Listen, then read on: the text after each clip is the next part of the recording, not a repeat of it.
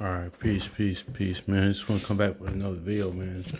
I'm sitting here just actually reading Joshua, reading Book of Joshua right now in chapter 10, and I just want to get into like how,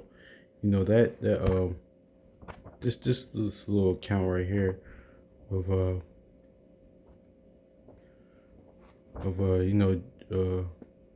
the the account. My bad, so not for me. The account. I'm just thinking.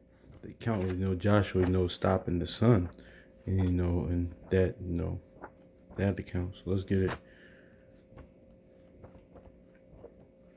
I just want to get to the point, man. Just show you the greatness. This even shows the greatness of Yahushua, greatness of Christ. I just want to be like spiritual for a minute, cause if you read Joshua, 10, that's when he commanded the sun to stand still. I'll get it.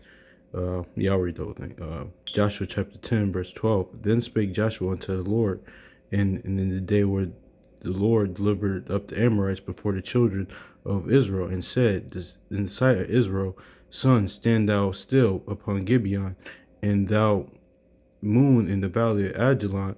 Verse 13, and the sun stood still, and the moon stayed until the people had avenged themselves and their enemies.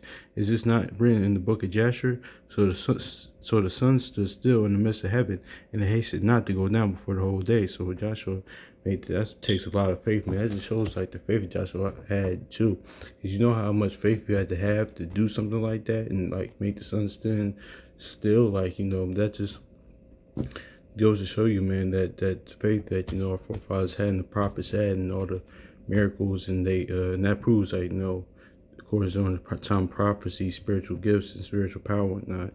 Because that I don't get into that. That's another topic. I ain't really gonna touch on that, but it's certain fractions don't believe that certain things happen. So, but I ain't gonna get into that. Shout out to them though. Much love. So it's a little, we reason together. We all see things differently, but yeah, man, it takes a lot of faith, to do something like that. To have the sun stand still, that takes a bunch of faith. So, so the sun stood still in the midst of heaven and hasted not to go down about a whole day.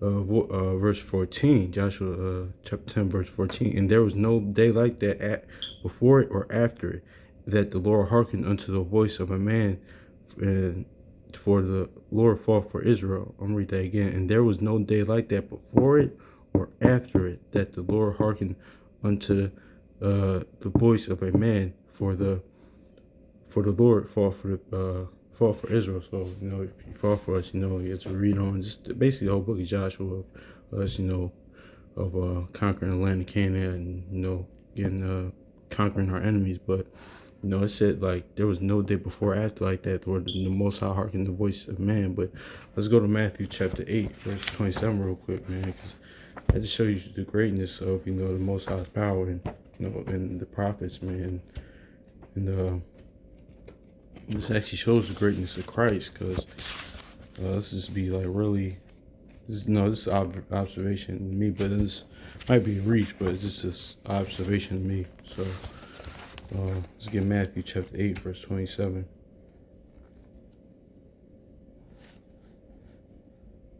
Matthew 8, 27. And it reads, this is when, of course, he was on the ship, and yeah, this is of course when he's on the ship, and he I think he has this account where he wanted Peter to walk on water. I could be yeah, this is it, and yeah, when they was on the ship, and yeah, I'm gonna read verse 27 though, because I didn't read Matthew in a minute, but this is Matthew chapter 8, verse 27. But the men marveled, saying, "What manner of man is this? Even the winds and the sea obey him." So think about that for a minute. Just I'm gonna read this again. But the men marveled, saying, "What type of manner of man is this? And that even the winds and sea obey him." So think about like what it said in Joshua, like there wasn't a day before and after it that the Most High hearkened unto the voice of a man, and Joshua had the sun stand still, but as we read here, man, this account right here, that the people, the man was astonished, like, yo, what type of dude is this? The winds and sea obey him, man.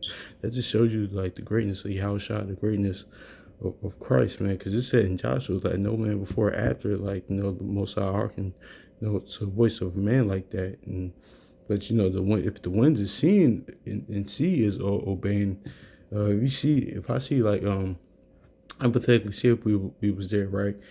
If we see the winds and the sea obey, Christ, obey Yahushua, we're gonna be like, oh, what type of dude is this? Because they probably was thinking like, well, damn, like, well, damn it, like back in, like me personally, I was thinking like, oh, damn, I read like back in Joshua's time, like there was no man that there hasn't been a time like where the Most High hearkened unto the voice of a man like that, Matt, like, to have sons and stuff. But this brother right here, Christ, he's the winds and seas obeying him. It's stopping at his command, and he's just, walking on water, all the types of stuff. So I just showed you the greatness of Christ, and of course Joshua too. Just saying how, like, the prophets, like, these. This is crazy, man. How they what they did, and how each generation you want to, of course, like, elevate. That just shows you the elevation, man. So I'm gonna read it again. It says, but when the man marveled, saying, what manner of man is this? But even the winds and sea obey him. So yeah, man, that's just crazy, man. Because it said in Joshua that it wasn't like that before, after the Lord, the Most High hearkened unto the voice of man like that. But Christ come on scene. It's like, wow, man, this guy's different. These winds is obeying him. The seas is obeying him. And think about it like this. They say this. Let's get example, like sports example, right? How the legacy and the play, the Kobe Bryant's career, that showed the greatness of Michael Jordan, because he emulated everything that he did basically. And for Kobe, depending on where you have him, I got him not switch gears too much. I got him like top 15. Honestly, some people got top 10, but even that just shows his career, and everything he did just shows the level and greatness of Michael Jordan, because he imitated everything that Michael Jordan did. And that just shows the greatness of Michael Jordan, because Michael, for somebody to be like a quote unquote, like a clone basically of Michael Jordan, and still be considered a top 10 or top 15 player of all time, that just shows you the greatness of Michael Jordan, man. So think about it like that. That's what I'm trying to get. I'm not actually saying comparing but it's like, that's like, wow, for somebody, like, for it to say like in Joshua that there was not a time that the Most High hearkened the voice like a man when he's controlling he made the sun stand still. But think about when Christ comes on scene, the winds and seas obeying his command. It's like, wow, it just even shows you, like the level, like the levels of the power of the Most High, what he did, did with his prophets, spiritual miracles, and what we can read. And this gives us even more understanding, to hopefully one day get at that point. Of course, you read about that in Isaiah, and Paul talks about the spiritual bodies, and even Yahushua said himself, "You will do greater things." Than me, man. Me personally, I'll sit there and realize, like, yeah, Christ said it, but I don't know, man, because the stuff Christ did and the prophets did, man, the forefathers did, man, it's all crazy. Like, I always, like, I was talking about this like on the other day, man, the level of faith they had. And it's like I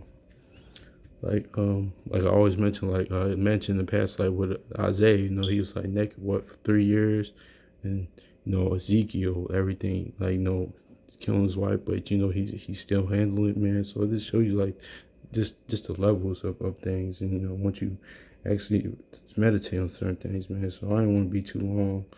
I just want to show you that that's the greatness of Christ, because when I was just reading Joshua earlier, and it said, and I read that scripture, I was just thought about, I was like, then it said it wasn't the day with a voice, or before or after, or the Most High hearkened to a voice of man like that, but Christ coming on the scene, and he's like making the wind and sea obeys him. It's like, dang, it just showed you like it just shows like, wow, man, it just shows you his greatness, man. And also, of course, greatness of Joshua, everything he did. Because actually, that's why I touched on that. I think months ago, the greatness of Joshua, because he did everything the Most High command him, like almost to a T, basically, because he learned and was groomed under Moses and saw what even the mistakes that Moses made. He learned from him, and everything greatness that Moses did, and he just carried on that legacy. And that was big shoes to fill, but he did it, man. So that just shows the greatness and exploits of of Joshua, man. So this is always good to meditate and hearken on our records, man. Hearken on these scriptures and precepts.